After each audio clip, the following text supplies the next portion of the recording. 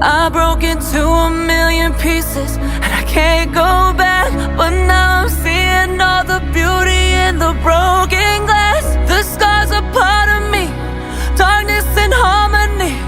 My voice without the lies, this is what it sounds like. Why did I cover up the colors stuck inside my head? I should've let the jagged edges meet the light.